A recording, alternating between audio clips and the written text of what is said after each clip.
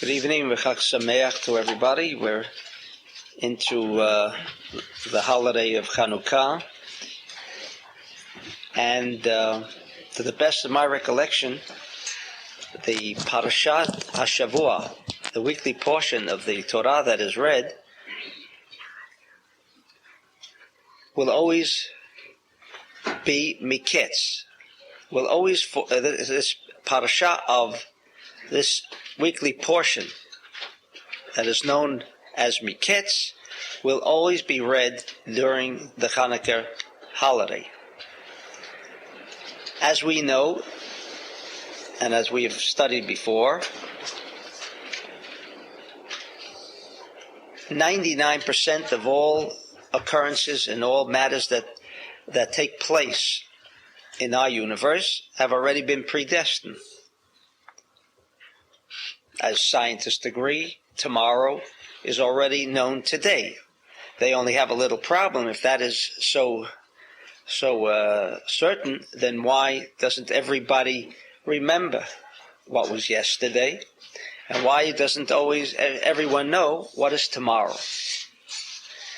And it is not by chance that the Zohar, which we will be discussing this evening in Miketz, deals with the aspect of memory.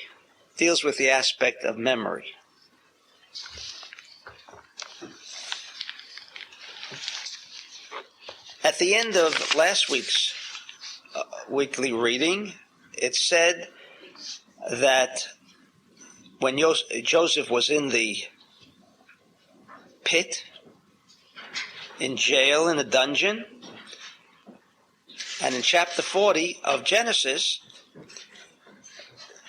along with Yosef were two of Pharaoh's servants. One was a baker and one was the wine steward, and they both had a dream. And briefly, the two of them were told by Joseph how their dreams would work out. And then Joseph says, please remember, or so it seems to be to us, in verse 14, Ki im zachartani itcha kasheyitav lach. Ki im zachartani itcha. Now, if we translate that literally, in fact, it's rather difficult. So Rashi, the commentator on the Torah, says, if you will remember that which I have done for you, but that couldn't be correct because it also says kasheyitav lach, ki im zachartani itcha, with you. I mean, he should say, if you remember the good that I did for you. And firstly, what good did Joseph do for the wine steward? Man had a dream, and those who can interpret dreams understand what the dream means, and consequently, if he's an individual who can really interpret dreams, and they come true, then more or less we can assume that the one who interpreted the dream knew what he was doing. If it doesn't work out, then he didn't know what he was doing. But here he's telling him to remember him because of the good that he has done him, and he should remember him. Why should he remember him? He didn't do him any good in particular. All he said was what he thought the dream meant. That is one question. And so this verse Yud Daled is very confusing. And then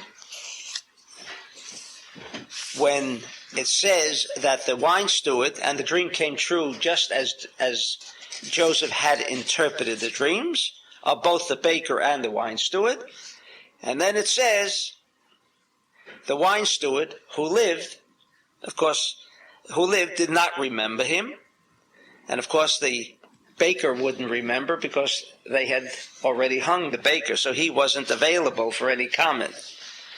When his dream came true, he no longer was present in the world that we know. And what good did it do to the baker? And what good would it do for the baker? That, in other words, Joseph was at fault, that he interpreted his dream to mean that he would ultimately be hung. Now, to give you an idea of how difficult this verse 14 is, it says, "But have me in thy remembrance when it shall be well with thee." Have me in thy remembrance. What do you mean, have me in thy remembrance? Remember me. Just remember. Why does it say you should have me in your remembrance? This is exactly the translation of the verse. It doesn't say remember what I said.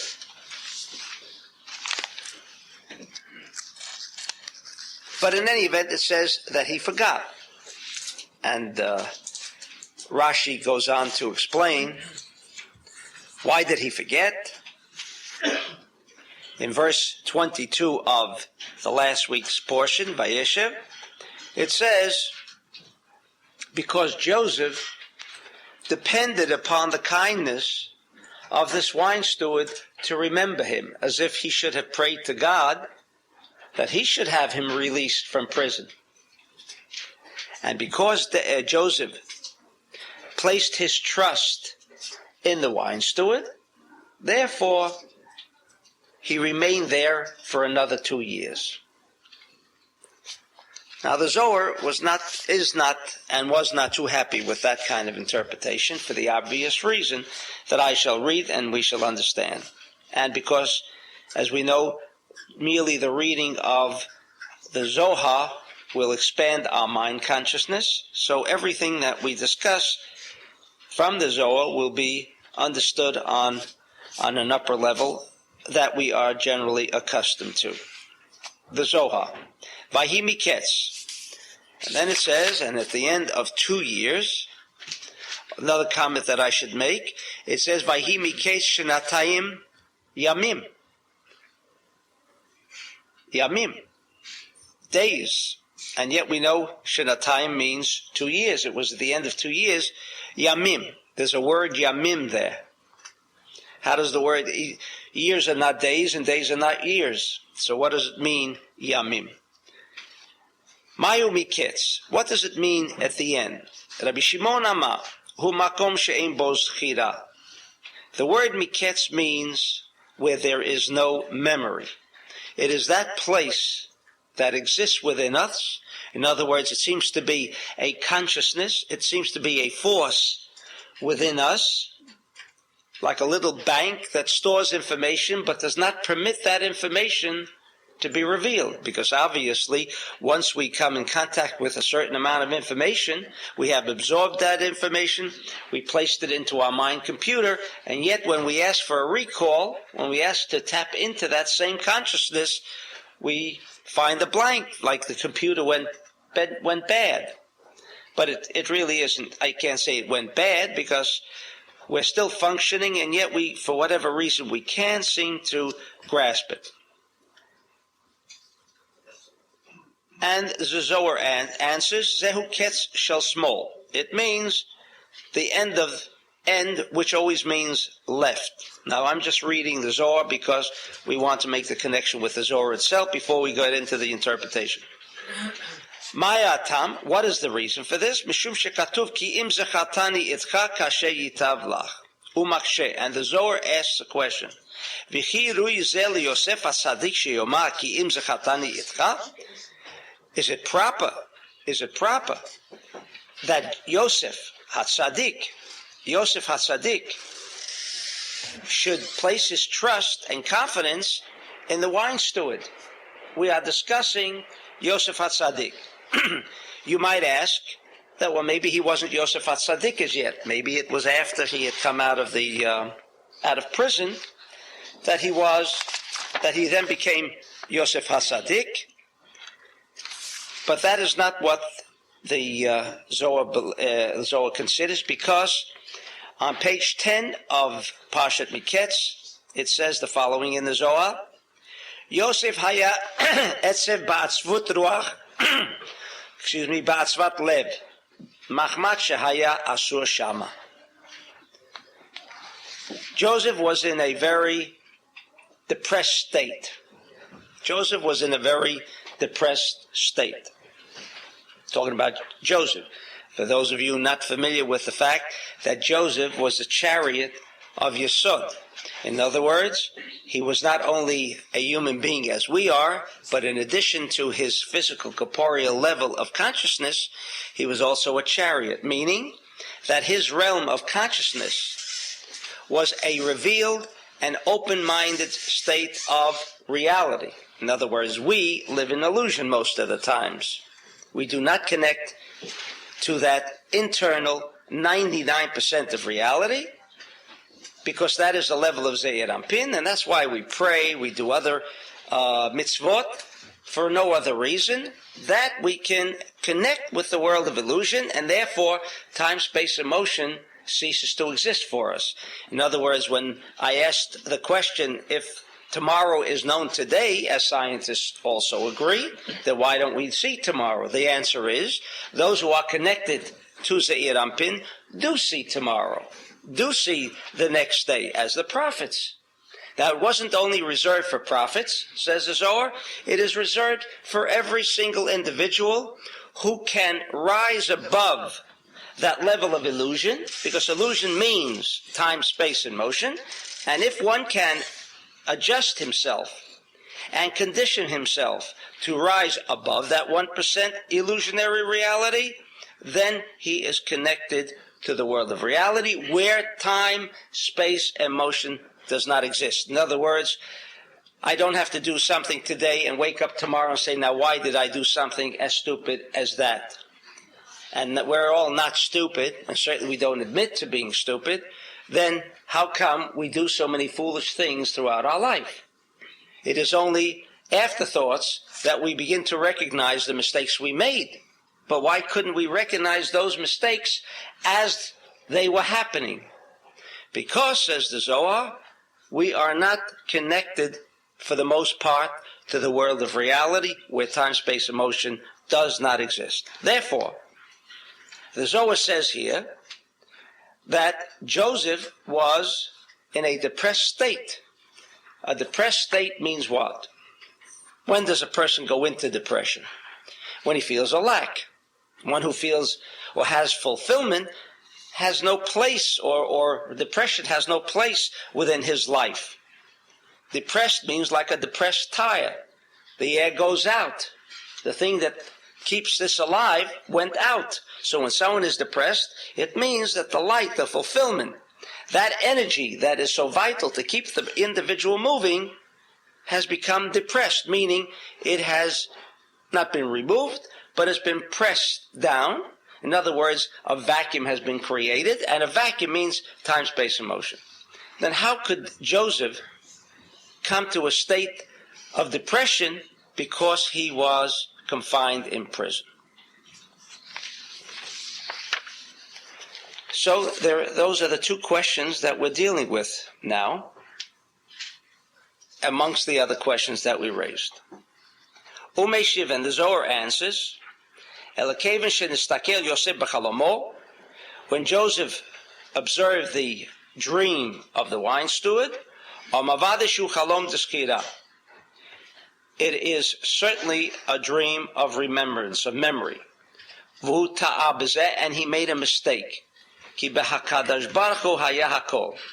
For in the Creator is everything. Now this is the Zohar, and without Rabbi Ashlag's very, very lengthy discourse on just these few words of the Zohar, we could not understand just what was taking place in this portion of the week, plus for our benefit. What can we derive from this coded message that we seem to have so many questions that we've raised?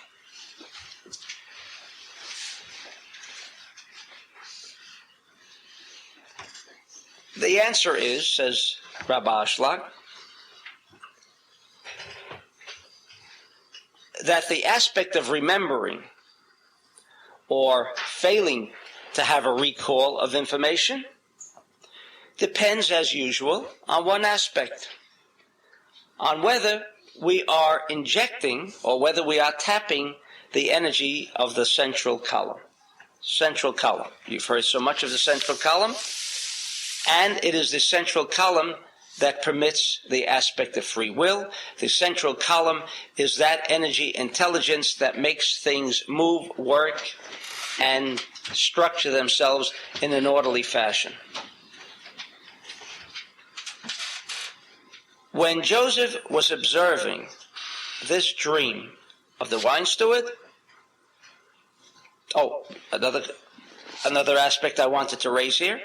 Do you remember I mentioned to you that Rashi says that he placed all of his trust in the wine steward rather than place trust in God? So says Rashi.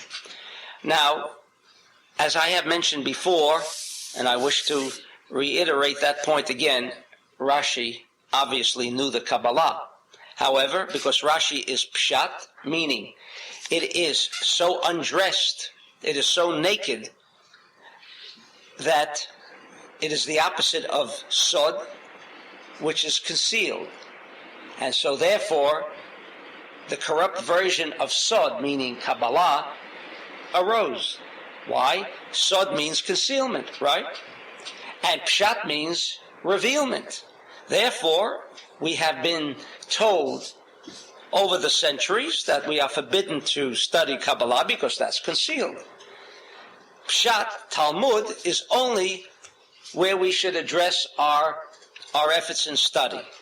However, we know that any raw, naked energy can never be revealed. You take electricity. If it's live, if it's raw, if it's naked, it can only injure. The soul, before the soul can become revealed, what must it go through? It must go through a body. In other words, the soul must become concealed before it can become revealed. Because if the soul, as there are many souls hovering around, and as I mentioned many times, that the Zohar says, that is a blessing that we live in a world of concealment, because were we to be able to observe all of the living extraterrestrial entities that surround our daily life, we would die of fright. We would die of fright.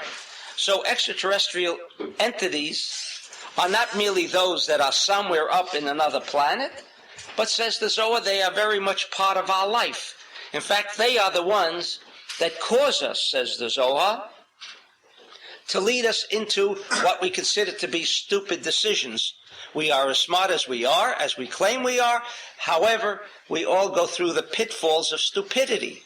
And the reason why we go through those pitfalls of stupidity is because all of these extraterrestrial forces that surround us, and since we are unaware of their existence, since we are unaware of their presence, we have supposedly no way to challenge these forces. We have no way to confront or deal with these forces. Although from a Kabbalistic method, we do that every day with our kavanot. They are there for the specific purpose to prevent these energy forces from infiltrating our own consciousness, to prevent us from seeing. These are the forces that prevent us from having this kind of clear vision.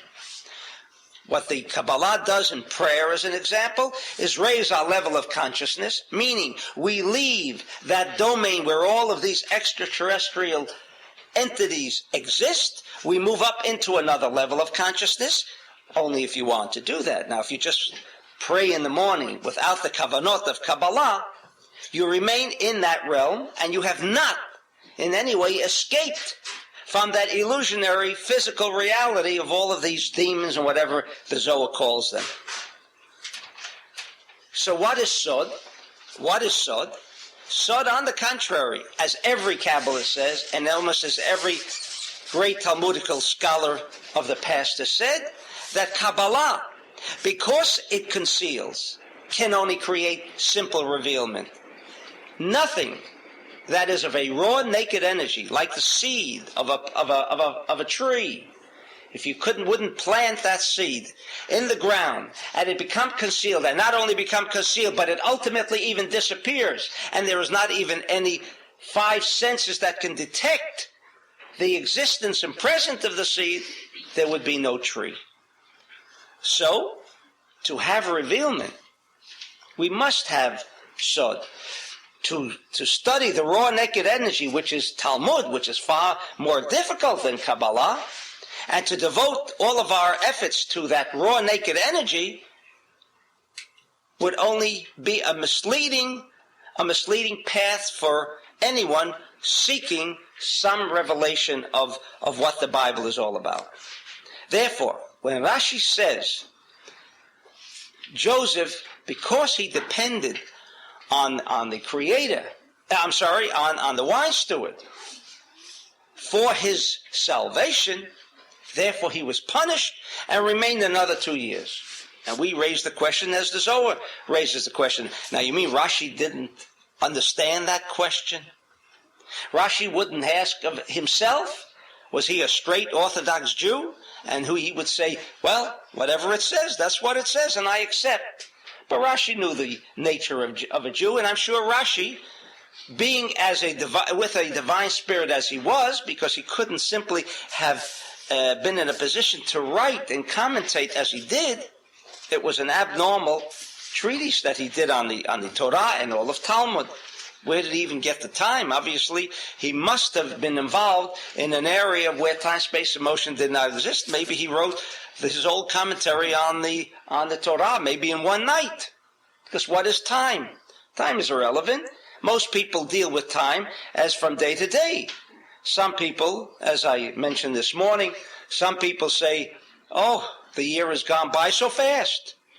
And some people say, when that was yesterday, and all this happened because the day is filled with so much.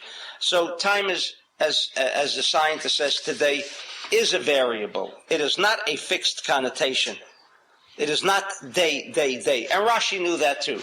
So when Rashi said that Joseph placed his trust in the wine steward and not in Hashem, for us to assume that Rashi was dealing with Pshat, and Rashi was not raising that question which everyone in this room should raise.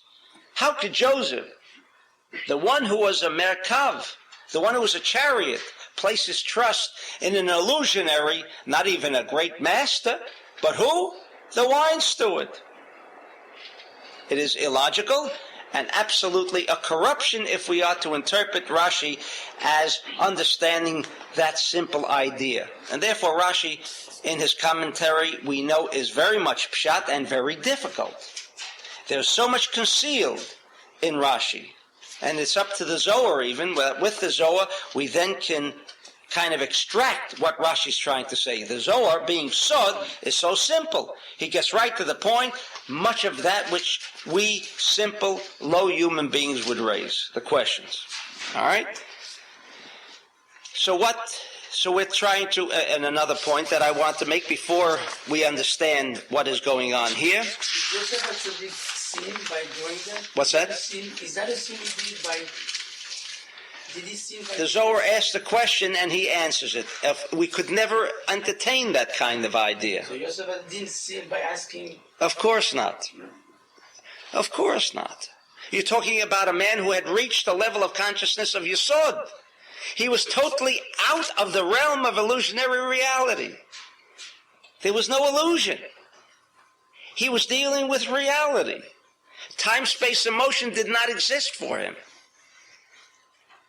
Meaning the 2 years that we even discussed we're going to have to deal with.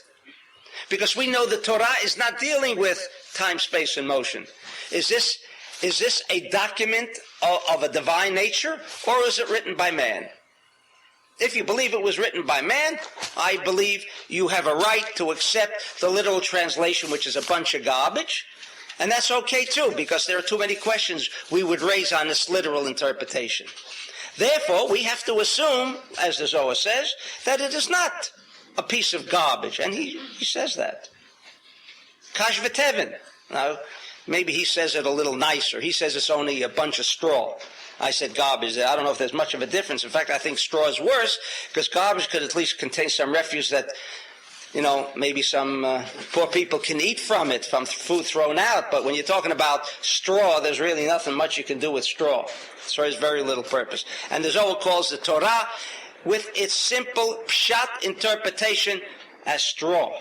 Therefore, we know that this is lifeless. Right, lifeless. Therefore, we understand, as Rabbi Shimon understood, that this Torah is something of a far greater, expansive magnitude that we could ever dream of. And it's up to the Zohar to understand that for us. Now, the Zohar says again on page 10 in Miketz, Miterem shekara Yosef otem masa lo nikra tzadik. Before the story of Potiphar, you remember when he was working, he was sold as a slave to this Potiphar, and his wife one day made an attempt to seduce him, and he did not permit himself to be seduced by this woman, and he ran away, and then she came and told a long story about what happened, and therefore he was thrown into jail. Now the Zohar makes it very clear, Miterem shekara Yosef oto maseh lo nikra tzadik. When Joseph, before this story, this incident with the wife of Potiphar, he was not called tzaddik. Meaning, tzaddik is yisod olam. That is when they reach that level of consciousness of yisod. That is called a tzaddik. If he does not reach that level of consciousness, he may be a fine man, a pious man, but we should not, as we tend to sometimes, use that word very loosely, tzaddik. Oh, he's a big tzaddik.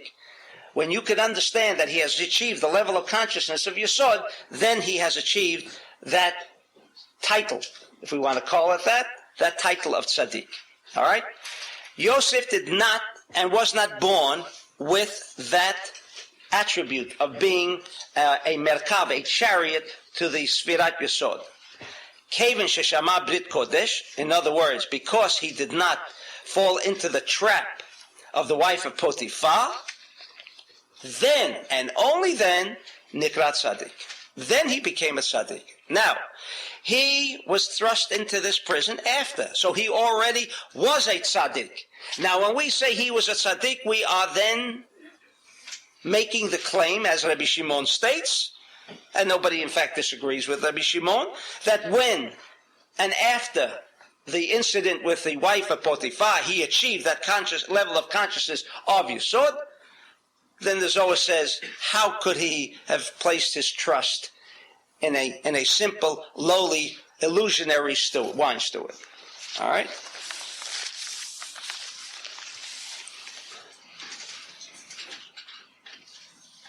Therefore, states the Zohar,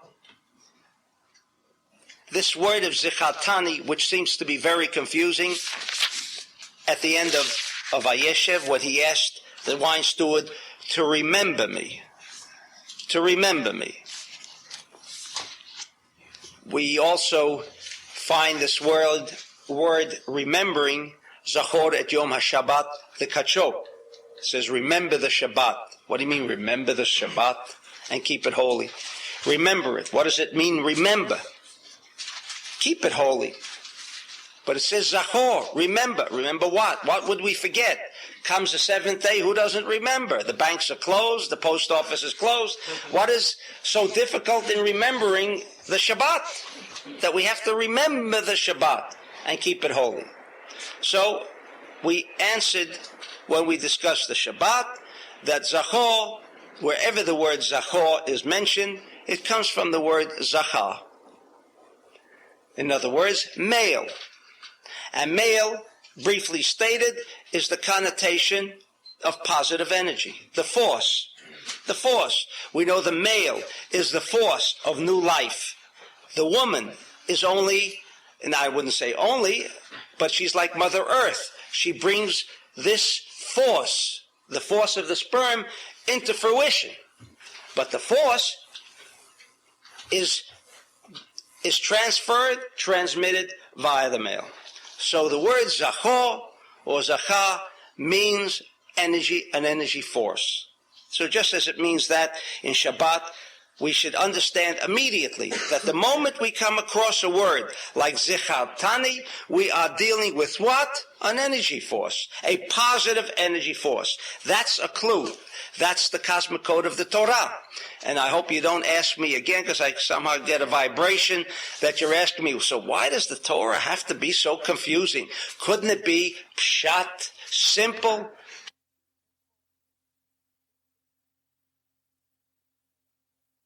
In a cosmic code. It should be concealed. The answer is, in our universe, for the same reason that a soul could not operate without a body, the soul cannot operate without a body, and nobody asks how come there are two features in a human being. There is the internal force and the body. When the body dies, it seems some force has gone away. So there are two aspects. Why can't there be just forces? Why must there be bodies? The answer is that in our universe, nothing of a pure, unadulterated energy force can become revealed, provided it becomes concealed. Provided it becomes concealed. That is the rule. Therefore, if all of the knowledge, the hidden knowledge of the universe was to be revealed, the rule applied to the Torah. And that rule was, it must be concealed. It is that simple. And that is why the Torah was presented in such a concealed, abstruse, coded form. Therefore, the moment we see this word zechartani, we should remember that it is referring to zachor. It is referring to a positive energy force. With that in mind, let us proceed. As we said before, right and left, like in the bulb, there is no circuit of energy, no surge of energy, no flow of energy, provided there are three columns, like in the atom, like in a bulb. Man also must become manifest with these three energy forces, left, right, and central. If one of these are missing, the flow of energy, that which is potential in our minds, that which we acquired yesterday in the way of information, that information that we shall acquire tomorrow, which is going to be my information. No, it's for the rest of my life, until 120 years of all of us, we will amass information. Is that information here now? The answer is yes. Then why do we not, or why are we not capable of accessing into that kind of information? Says the Zohar, because if the central column is not operative, if that central column, which means restriction, is not part and parcel, and is not a constant feature in our human mind computer, it is like you took off the electrical current in a computer. Does that mean when I close the computer, we no longer have the information in the computer? Sometimes it does get wiped out, right? But generally speaking, when you close a computer, does it mean the information has vanished? No. The only difference is it has not been activated. But the information is there. All information is there. Therefore, says the Zohar, the reason if we have a loss of memory, or if we do not access into tomorrow, now accessing into tomorrow does not mean necessarily that, if there's a tzaddik around, and maybe that's a reason we should assume there's no tzaddik around, shouldn't he have known about, let's say, October 19th, the day of the big crash in the market? Doesn't seem like anybody knew October 19th a crash was going to take place. So that then we have to assume that there are no tzaddikim around, because if they were, why didn't they inform us about the impending drop in the market? The answer is, what's that? Donald Trump knew. He knew that on October 19th. Well, he must be a tzaddik. Right? Island Law. Yes. the next mistake he makes, he won't make, right? He would be void of mistakes. That's when you can tell if, all right? When we are discussing a tzaddik, when we are discussing having access into that realm where there is no time, space, and motion, where there is no yesterday, today, and tomorrow, that tzaddik knows that what happens on October 19th is not what he's concerned with. He's concerned with, at the end, how does it work out? Now, if you live in a space-time area, then each day becomes a trauma, or each day is a day of joy. So therefore, most people operate on that level. But you see, a tzaddik does not operate on that level. In other words, he sees from beginning to end that it's going to be good. And it doesn't mean that everybody who was involved, let's say, in the October 19th crash, ultimately is going to lose, even on that level. The only thing is, right now, he's counting his paper losses, right? But maybe in a year or 2 or 3, or because he lost, he gained because of that through another media. I mean, the tzaddik is not involved. He just wants to be certain that his position is maintained. How it's maintained, is that important? How it's maintained is the illusionary people who go up and down, making always an attempt to maintain it. You see, the tzaddik, once he reaches that level, he's already being maintained. He doesn't have to maintain his position. That is the simple difference between the tzaddik and most of us. We are always trying to retain our position. The tzaddik, whatever happens, he knows and he is certain that he is being maintained. Why is that? Because he is constantly accessing the total computer with the kav amsai, with the central column. The central column makes it so as if the electricity of the computer never ceases to exist. It's always operative, always working. But this computer we're talking about accesses into the yesterday and to the tomorrow. And therefore, if someone has a lapse of memory, if someone does not recall, or tomorrow for him was an impending doom, it is because he has lost touch with that central column of his computer. And therefore, he falls right back into the realm of an illusion, and therefore he has to now figure out through his genius how he's going to maintain his position. But if, says the Zohar, we bring constantly the kav amsai, the central column, into its proper position, then that circuit of energy of tomorrow and yesterday is constant.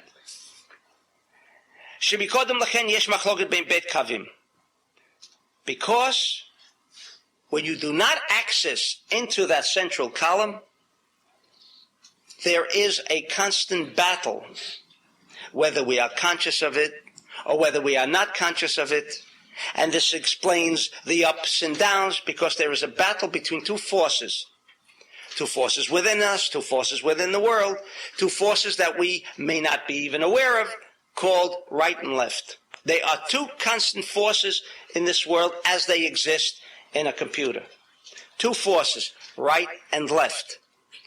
Desire to receive, desire to share. They are constantly at war with each other. And because they are constantly at war with each other, each one can't get his point across, because each one makes an attempt to block out the other, and therefore this aspect of remembering, this aspect of maintaining a level of consciousness does not exist for most people. What is the secret? What is the secret? When you have battles, you're busy with maintaining yourself, because you're up and down every day. So you're so consumed in the battle of every day, of up and down, that you don't see the forest from the trees. However, if you inject the energy intelligence, says the Zohar, of kav amsai, of the central column, then you have a balance between the right and left, and you have an even, constant flow. Now, we know that there are two aspects that we have arrived from a very mysterious aspect of Judaism. I shouldn't say maybe Judaism, maybe the Jew. He has a flag. That flag is called the Magen David. It has two triangles, two triads. Those two triads is the secret of the computer. Those two triads is the secret of how we can maintain energy, how we can receive energy, or how we do not receive energy. It's all included in that one little code. And that's why the flag of David, the Star of David, the Triad of David, the Magen, the Shield of David, which is a more appropriate name for it, is so closely related to the Jewish people, because we operate on that principle. There is an upper triad and a lower triad. An upper triad and a lower triad. Now, the Zohar says, when David saw, I'm sorry, Joseph, I keep interconnecting. It seems that tonight they're both connected, because that is the zivug, that is the connection between Zeir Anpin and Malchut. So something right is going around here somewhere. I mean, I have no reason to mention David other than for the Magen David, but that is not the important or the significant part we're discussing here. But in any event, when Joseph saw the three, remember, Uvagefesh Losha Sarigim. Let me give that to you in chapter 40. In chapter 40, verse 10. Chapter 40, verse 10, and it says, and the wine steward says, in my dream, behold, a vine was before me, and in the vine were three branches. And as it was budding, its blossoms shot forth, and the clusters thereof brought forth ripe grapes. And Pharaoh's cup was in my hand, and I took the grapes and pressed them into Pharaoh's cup, and I gave the cup into Pharaoh's hand. And so we think all that there is in the way of significance to this dream was what? That he was forecasting that Pharaoh would again restore him, right? He would come out of jail, as Joseph told the wine steward, when you come out of prison, you shall again be restored as the main wine steward, right? That was the beautiful thing that he was telling him. But as we know in other areas of dreams, in other aspects of dreams, that someone who knows or thinks he knows how to interpret a dream takes more often the insignificant parts of the dream rather than the significant parts, because it is so concealed. The dream is of such a nature, of such concealment, because it is an aspect of nevuah, of prophecy, that no dream would be told, no dream would be presented if it's true, and there are other aspects. We're not discussing all the aspects concerning how to interpret dreams, but this aspect was, when we read normally the stating or the retelling of his dream, the wine steward, he mentions three clusters of grapes. What was that important, and why was that important? But for Joseph, that was the significant part. That was the significant part. There he saw that Zechirah is present. What does Zechirah mean? Remembering. The force is present. The force has become revealed. The force has become revealed. When he mentioned to him the three grapes, because all he had to do was say, I had a dream, and there I was holding the cup for Pharaoh. Now all of us here, not even being Joseph, how would we interpret the dream? He would be again restored as the wine steward for Pharaoh. That would have been a simple interpretation, and that was correct.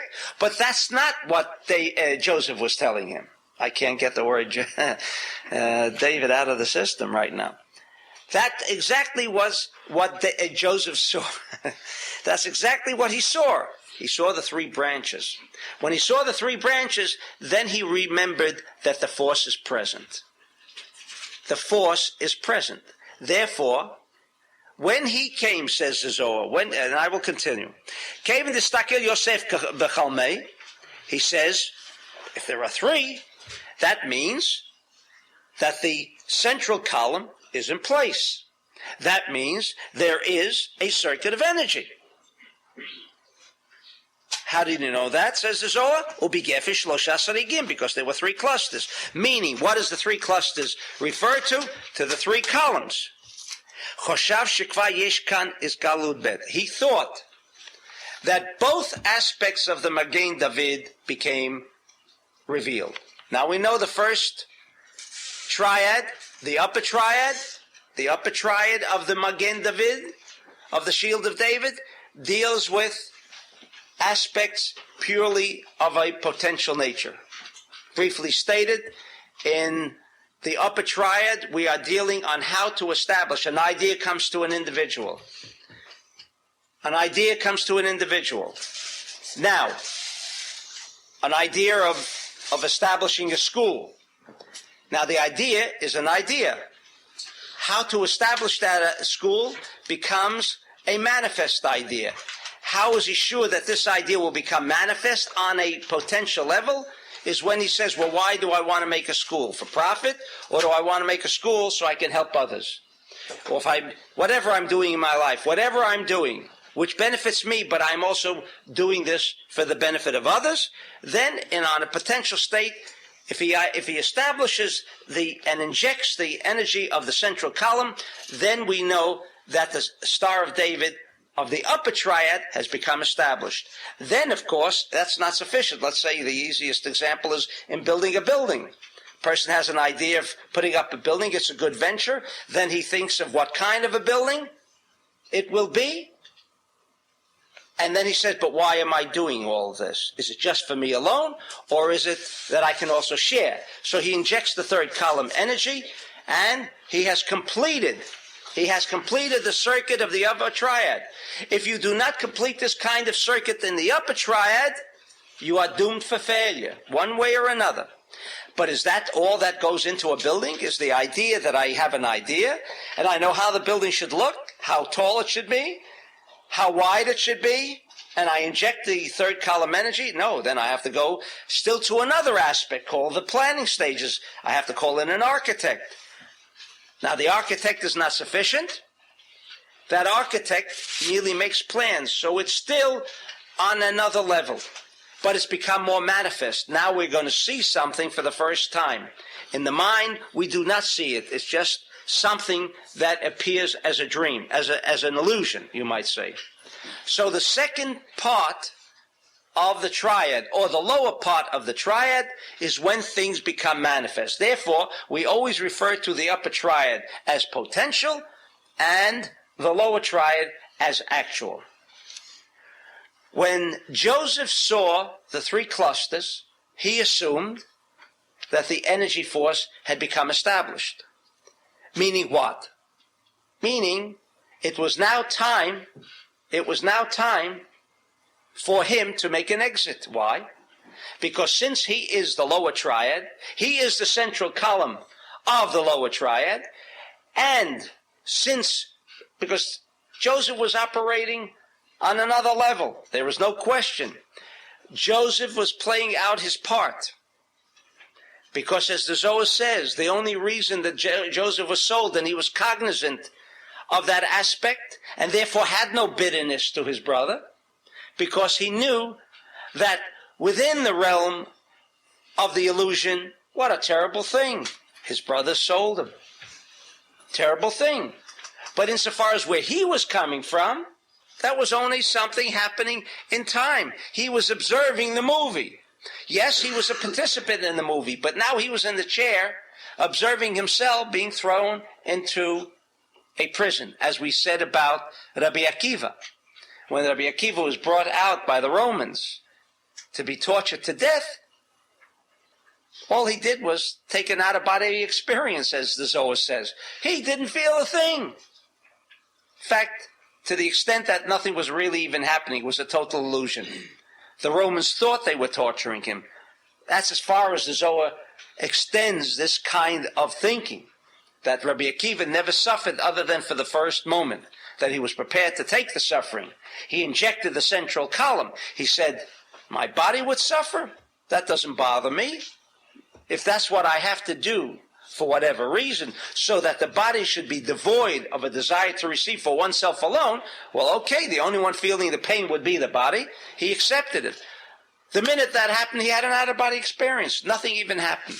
The same way here, when Joseph was thrust into prison, he knew that the body would have to go through that experience. But insofar as he is concerned, he did not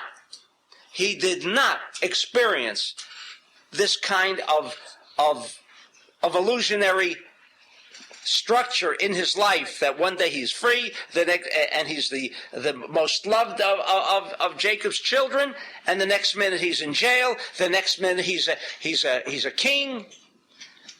These are all aspects of the illusionary world. He did not go through changes. He was on that level, watching himself in the movie. You knew the end result. Because he knew at the end, and he knew the purpose of it all.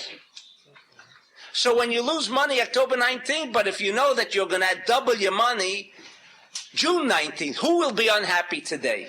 No one. No one. So what? Because if you maintain that level, and knowing that at the end anyway it's right, so what happens in between is that illusion that someone of the level of consciousness of Joseph could rise above and not be affected by it. But here, he thought that what he had observed was the lower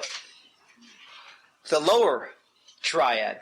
The triad where Yesod becomes manifest, where he already now is going to become joined with the reality of the world again. He would be taken out of this illusionary jail that he was in. So the Zohar says, why did he tell the wine steward? Why did he tell the wine steward what he told him? Because in another place, the Zohar says that when someone has a dream, he should be very careful to whom he reveals this dream, not only for the purpose of interpretation, but for the purpose of just stating the dream. One should be very careful, because the individual hearing that dream will make that dream come true as the interpreter expresses it. And it could have turned out differently if the interpreter would express it in another way. Therefore, the Zohar says, be very careful to whom you're revealing your dreams to. Very careful. Joseph knew that when he was told that there were 3 clusters, and he assumed that the lower level of the Magen David became manifest, the time had come for him now to be taken out and to become the king. The Zohar says, and therefore he said, Ki im zechatani itcha kashe yitavu lecha. He knew that it would be good for him. Kloma, that the energy system of the zechira yidgaleh, it'll become revealed. Together with the wine steward. When his wine steward's dream became revealed, because he was the instrument that brought that revelation, then he would be revealed. Because it is the realm of Zechirah, the lower triad. And here he had made the mistake. He had thought that this dream was at the final actual state, and therefore he would be released. But he in no way, says the Zohar, ever had an idea that he was depending on on the wine steward. In fact, says Rashi, as the Zohar, he should have placed his trust in God. Now, we know the word for God in Rashi, and the word for God in the Zohar, says the Zohar clearly, which Rashi does not state, means the upper level. It's the code name for the upper level, the upper triad of the Magen David. The upper level. In other words, we interpret, since we are such holy people, we interpret Rashi as saying, you see, he didn't place his trust in God. Not that he didn't place his trust in God. He should have understood that this dream was still dealing with the upper level of the triad, not the lower level. Because the word for God means the upper level.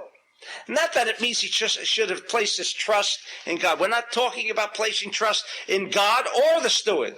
But he should have understood that the level of revealment here was still in a potential state, the upper triad, which is called Kucha B'rihu, which is called God. Another word for God, Kucha B'rihu. Rashi makes that very clear when he says, because he did not place his trust b'HaKadosh Baruch Hu, like the Zohar says, the same thing. He didn't place his trust in God, but it doesn't say he didn't place his trust in God. The Zohar doesn't say that. It says Tala, which means he depended on the dream that what was being revealed was the upper triad. And the upper triad was still in a potential state. The time for revealment had not yet arrived. And therefore he made this mistake.